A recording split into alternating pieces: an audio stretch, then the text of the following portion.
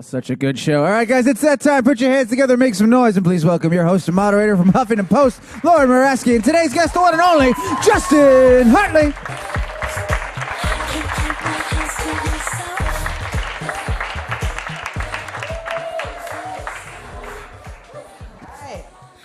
How's everyone? It's good to see you guys. Yeah, thank you, Justin, for being here. Of course. You are on one of the best shows that we are on TV right now. Thank you for saying so. I appreciate that. Yeah. Is it weird to watch yourself? We were just watching the clip backstage. Is it weird to rewatch those scenes that you shot? Well, I haven't seen them. Yeah. So that was the first time I had seen that clip all the way through, or heard it at least. And is it weird to watch yourself? Sometimes it's weird to watch yourself, particularly like when you're bad. It's difficult, but this show has been such a blessing for me in so many ways, and one of them is that I'm able to watch myself because I sort of get lost in the story that the writers are writing for us, and I work with such a wonderful cast that I truly, when I watch the show, I'm a fan of the show, and so I kind of forget that I know all of these people, including myself. We've become all really good friends, so I watch them, and I admire every single one of them. I love these guys, and they're like my family, you know. And so when I watch it, I truly forget that I know them. I'm just enjoying their work. So that's pretty amazing. Was it an instant connection that you guys had on set? Yeah, it kind of was. You know, I think one of the thing that drew us all together mostly was our love of the script. So we read the pilot, obviously, and we all love it so much. And we had that in common before we even really kind of knew each other. And then from there, you get to meet these characters, and everyone is so different. They're all so different. And I love them all equally. They're great. They're like, Milo always says when he looks at Chrissy and me and he looks at Sterling, he sees his children, which is kind of funny because he's like younger than me. We're the same age or whatever, but it's interesting, yeah. But on the show, he's your dad. On the show, he's your dad, yeah. And that's the confusing part. There were a lot of surprises and twists throughout this all. How early on do you find out about those? It's pretty cool, actually. Dan, our creator, our head writer, he just believes in sort of telling the actors whatever they want to know. So, all actors work differently. Like, so some actors don't want to know anything. Am I holding this way too close? How does it sound out there? Does it sound way too much? Is it good? Okay. So, some actors don't want to know anything, and he respects that. And then some actors want to know everything. I'm one of those actors that wants to know everything. So he'll tell you whatever you want to know, as long as you're on the show. So we know quite a bit. But I will tell you, every time I read a script, though, and I know it's coming, I think, but then you get involved in the story, you get too wrapped up in it, and you're like, oh, I forgot it was coming, and then at the end, they get you, So. It is an emotional show. We were talking earlier, some people saying it's so depressing, but it's really, I don't know. I absolutely love it. So I'm hooked on it. I can't wait for tonight because it's going to air on a later time slot because of President Obama's farewell speech, which is important to listen to. So we'll listen to that, and then we'll get right into the This Is Us, and we'll answer that question, that cliffhanger about Toby. We answered that right away. Right. So last season, well, it's the same season, but the Christmas episode, essentially, we found out that Toby has a medical emergency. Yes. So I understand we will find out right away what happens. You find out right away within the first 5-10 minutes, something like that. I don't even think it's 10 minutes. I think there's like 5 minutes. You find out what happens to him, and then we kind of go from there, and you see how that. Even though you find out what happens early, it affects storylines going forward a lot. And so, it's a thing that sort of sits there. I don't know. I don't want to ruin it for you, but it's very emotional, very, very emotional. But I will say, very a la This Is Us, we also are going to make you laugh. And so you got sort of a glimpse of that with the clip that you played. But it's a very funny show as well. So I think we get away with breaking your heart because we also make you laugh, which is kind of cool. It's so true.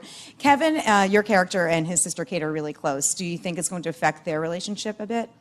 The Toby storyline? Well, yeah, I mean, it already has. Kevin's used to having this situation with his sister where she just sort of like takes care of everything, right? He doesn't really do anything.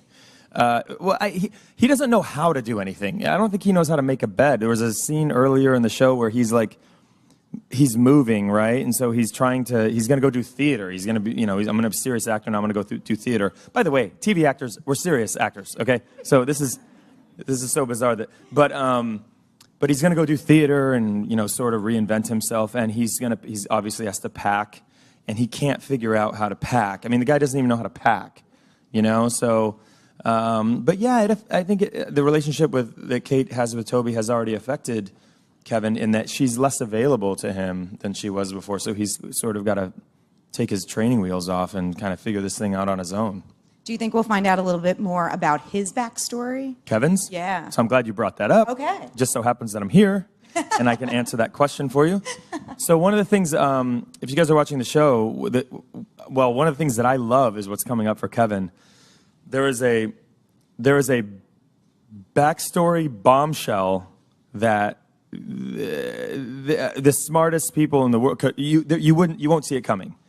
And then when it happens, it's going to explain a lot of things that he's been doing. And then, and also it's going to make you wonder, like, well, what the heck is what's he going to do? And he goes after something. You'll see him go after something with like vigor, with force, like all in. And it's kind of cool to watch him be passionate about something, that passionate about something. Yeah, because we're seeing him dabble with the play and everything, and he left the Manny. He's doing the play as best as he can, and he's trying to figure that thing out. And but this is something different. And what about his love life? We saw him with Olivia, and now we see Sloane, a little tease of Sloane. What can you tease us about that? That look, Kevin's trying. He's sweating this one, dude. He's like trying to make it work. He's an honest guy, so sometimes the truth may hurt. But he's trying. He's doing the best that he can in certain situations, and so he wants everyone to like him, and he's trying not to hurt anyone's feelings. But sometimes I think in life, that happens. It's the way things unfortunately go. Yeah, I think that's what's so appealing about the show is that there's so many real life situations that you can relate to. What do you think, in addition to that, resonates with so many people? Well, I think it's just that, mostly the fact that we have such a diverse cast and such a diverse group or such a, broad-ranging stories on our show that I think we touch people from all generations and from all walks of life, and no matter what your sex or your religion or what you believe in or what you don't believe in or where you come from or where you're going, I think we have stories on our writers are so good. We have these stories on our show with our characters where when you watch it, at least as an audience member, for me as a fan also, you feel like the show is kind of speaking to you specifically. And I think that's what people want. And I think that's what they need right now is, at least I do when I watch something, I want to be moved, and maybe even sometimes I don't realize it until it's happening. And then I go, well, that's what I needed. I needed to be moved a little bit, So I think we do a really good job of that. And also I keep going back to how funny the show is. Yeah. And it's not like we're telling jokes on the story. We're not telling any jokes, but it's situationally, it's hilarious, isn't it? Oh yeah, no, absolutely. It has the best of both. I say we laugh through tragedy sometimes as well. Like there are these horrible things that are happening and you're like, oh, wow, I've been there. That's horrible. That's a horrible thing, So. What's been your favorite scene so far? Oh my gosh, I've had so many. I've been lucky enough to have these writers write so much great stuff for me. There was a scene where I described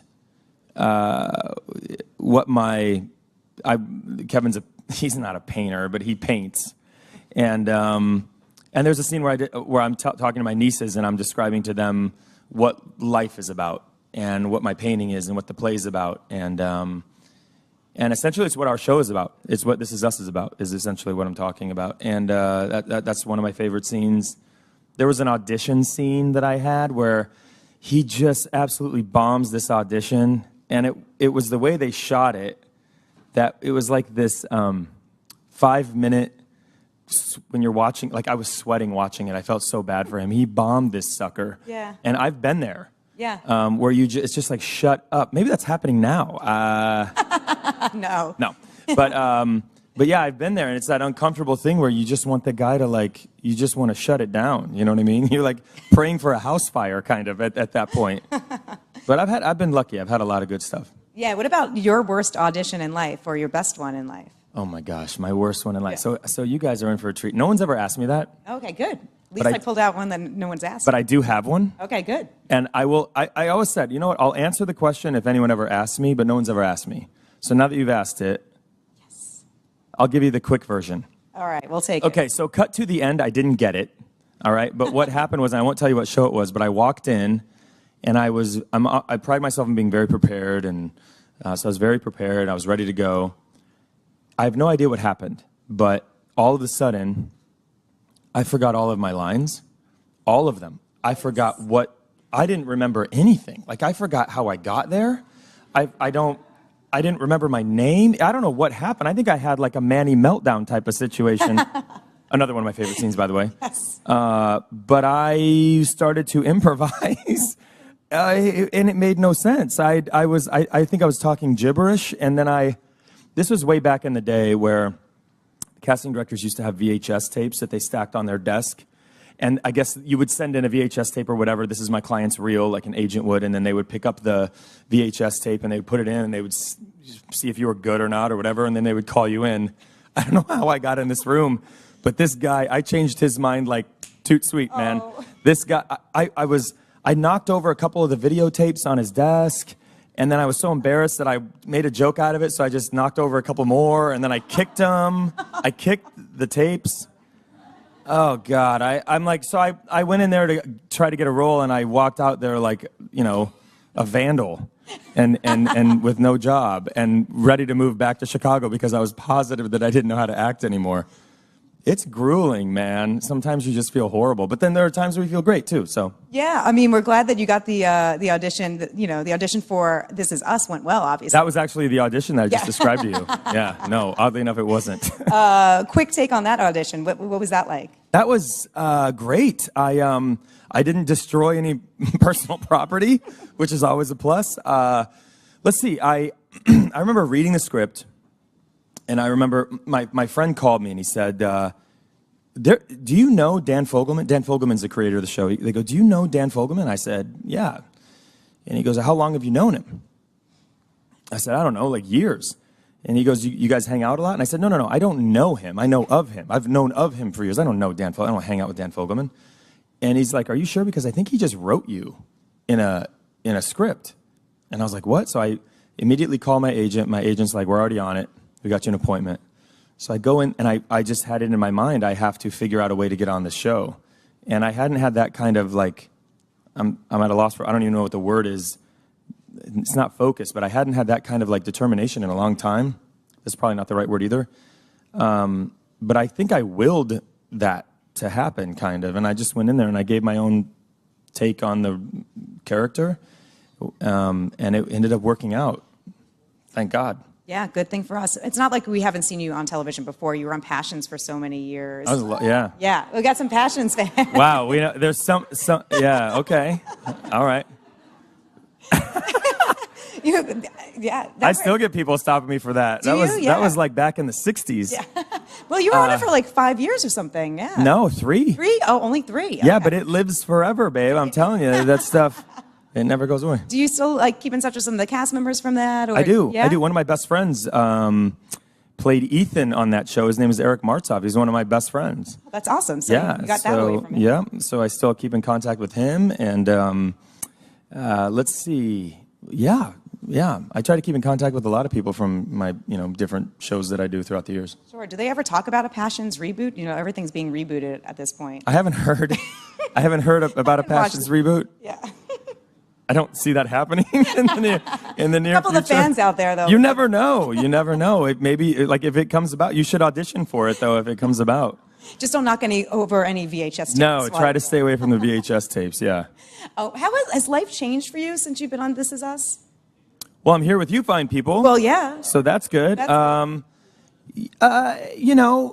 little bit in that I think I've never been a part of a project that has resonated with people the way that This Is Us is resonating with people, and I don't think I've ever been a part of a project that's this that so many people watch.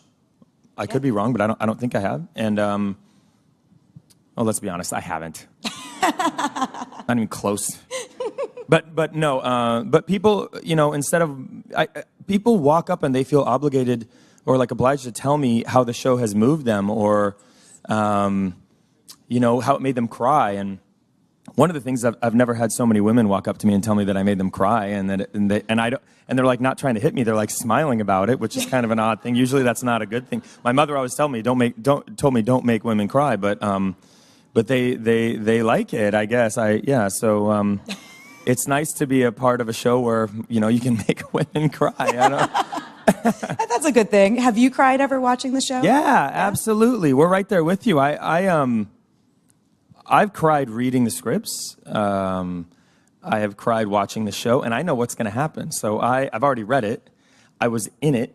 I know what's going to happen, and I can't help it. It's just, it's like I said, it speaks to you. It really does. Our writers are, they're out of this world.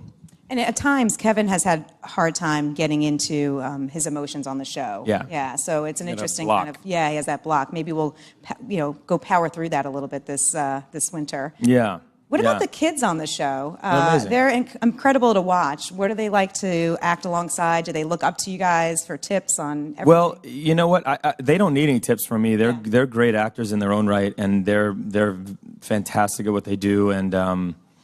And oddly enough, just logistically, I don't work with them. Yeah, that's true. Yeah. So I see them in passing. We smile at each other, and I was like, God, I'm a cute kid.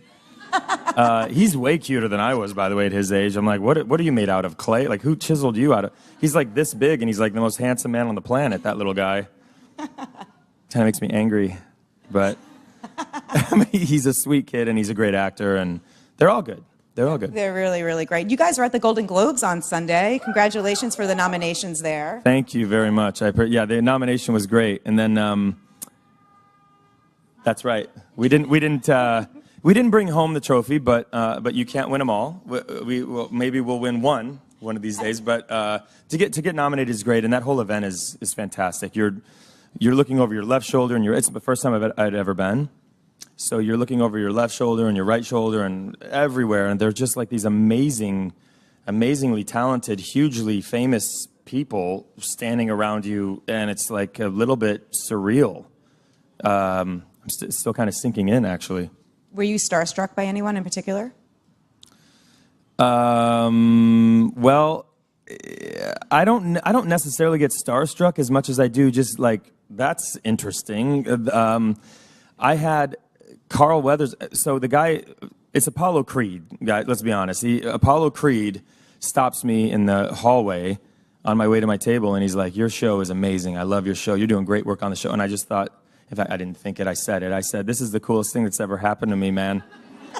And he was like, what? And I was like, this is the coolest thing that's ever happened to me, man. I didn't know what to say because I'm like, and then I keep saying I should have asked him to punch me. You know what I mean? Now that would have been all over social media. I would have loved that. I would have been like, just hit me.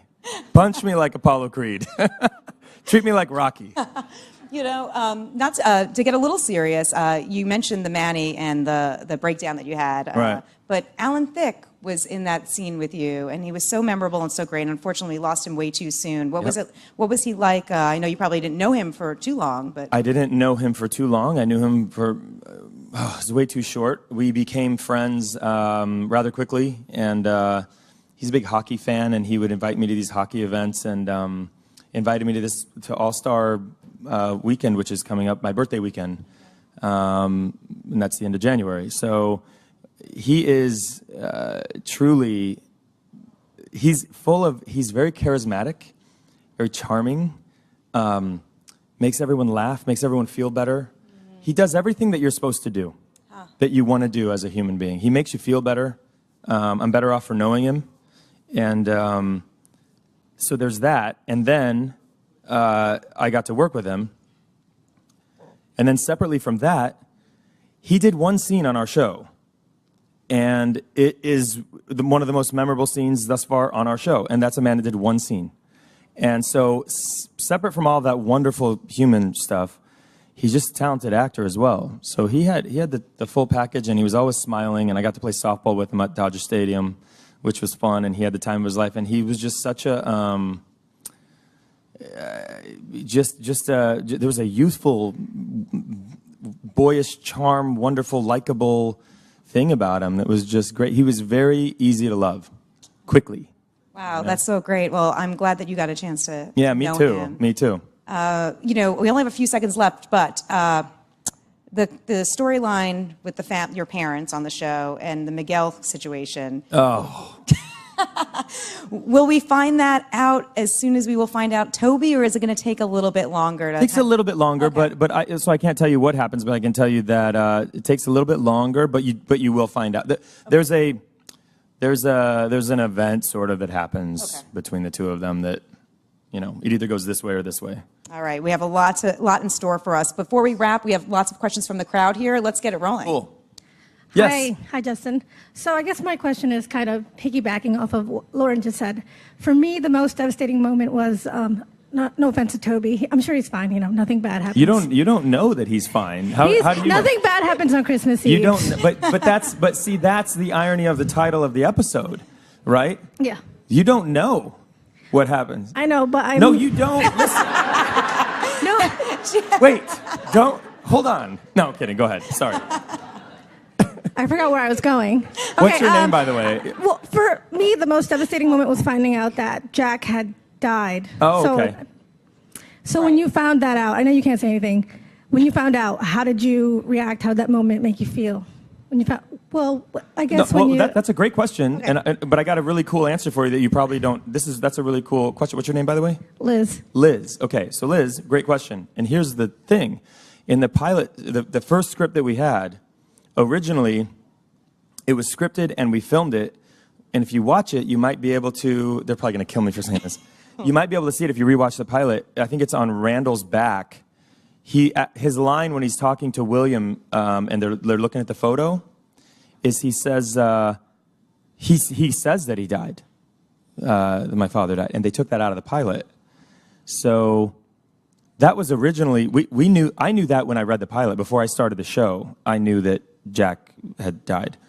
I think one of the cool things about our writers is that they're able to do these things where you feel like constantly that they're like pigeonholing themselves into like these story things, or now they have to tell this story. Why are they going down? They're like painting themselves into a corner, kind of, right? And they're not. They're just really, really smart, and they're really great writers. So that has happened to me so many times on the show where I just realized that they're a lot smarter than I am. And they're constantly like figuring these things out before I can. So for me, it was a little different than it was for you all, because when you guys found out that he had died, you were probably like, wait, that's our guy. That's our main character. What the hell is this? But for me, I knew it before I read the script. So I have a little different perspective. That's a great question. Thank you. Thank you, Liz. Hi, Justin. How are you? First, I want to say I love you since Passions, Aquaman, Emily Owens. Oh, you watched all of the stuff that no one watched. But okay. My question is, you play an actor on this show. How much of yourself do you see in the character? It's a good question. What's your name? Cindy. Cindy. Okay, good question. Quite a bit. I would say I see as much in. I'm as similar to Kevin as I am not so much. It's probably equal parts, He has there are a lot of things that we have in common. He has a lot more of some of those things than I do, and there are a lot of things that he has a little bit of that I have a lot more than he has.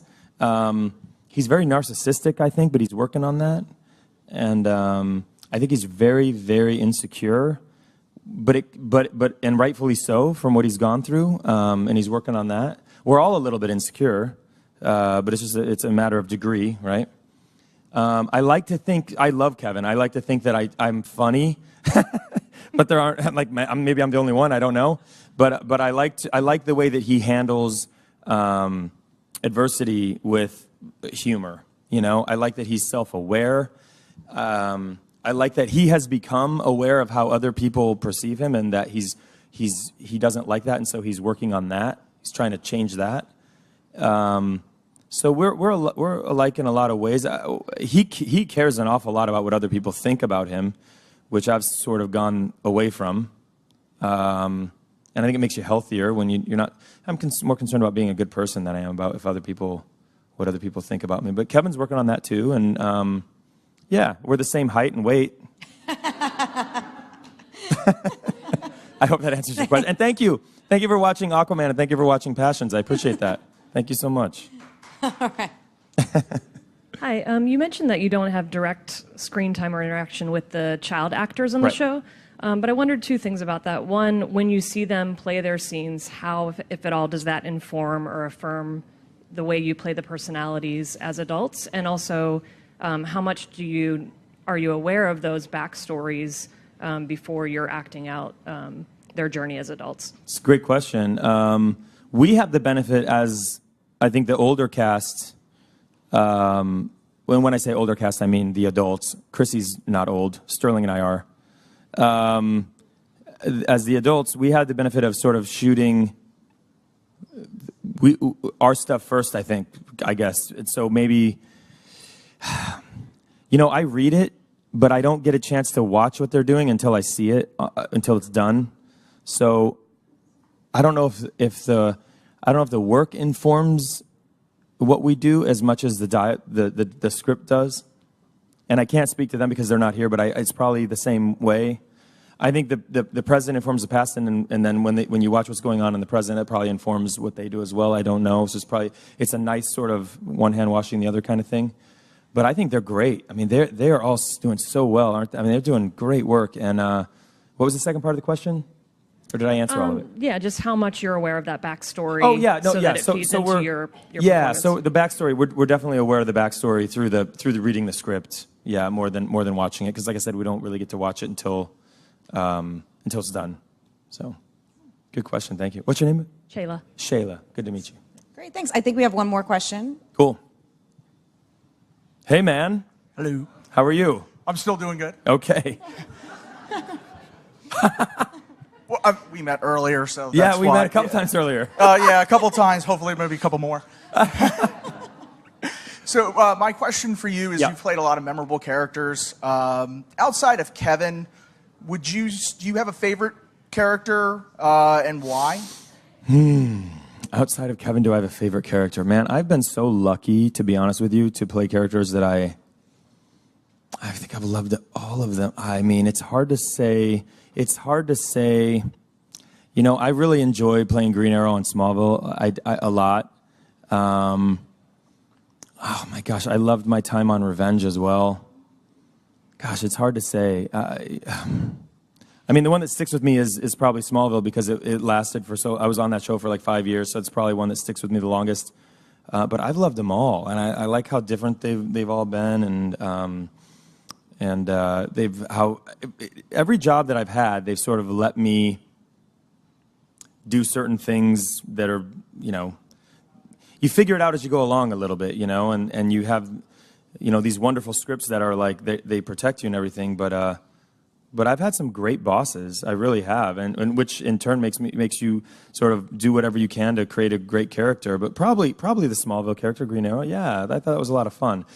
I love that crew too. I mean, they're great crew, and we were all up in Canada together, and Tom and Michael and everybody. It was just a fantastic time. Great. Thank you. Good to see you again.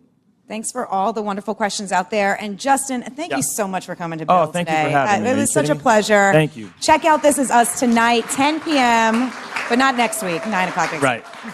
Thanks, everyone. Thanks, Justin. Thank you so much.